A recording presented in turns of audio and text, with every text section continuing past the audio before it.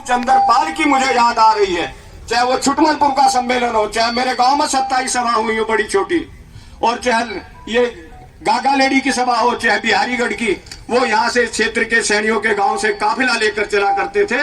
चाहे वो छंगा मजरी हो, चाहे कारसो हो, चाहे ये ढिल मजरा हो, चाहे हकीमपुर हो, चाहे गुम्मावड़ा, इस क्षेत्र के सारे और इस गांव के लोग तो इतने ही समाज के प्रति समर्पित है इस गांव के हकीमपुर के,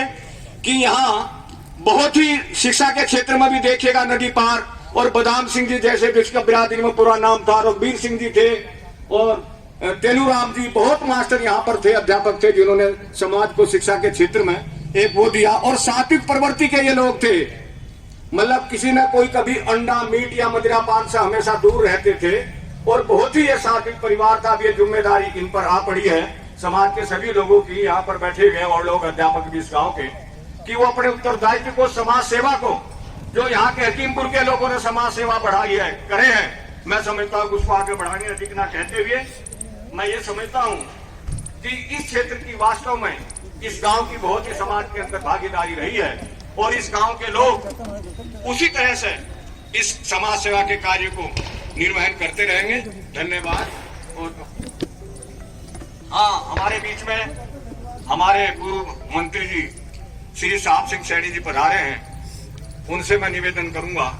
कि वो संक्षिप्त में ही, चूंकि इन्होंने कहा, मैं नहीं कह रहा कि भाई संक्षिप्त में ही श्रद्धांजलि दें।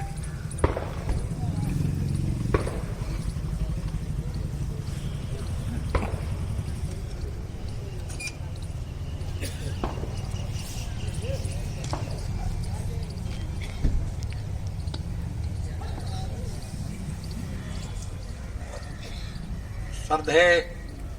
स्वर्गीय चौधरी चंद्रपाल जी की श्रद्धांजलि सभा में उपस्थित सभी महानुभाव, सरस्वती का नियम है कि जो आया है जाना निश्चित है, हालात निश्चित है। आज भाई चंद्रपाल जी, वैसे उम्र कोई चंद्रपाल जी की जाने की नहीं थी, जैसा कि मुझे जानकारी मिली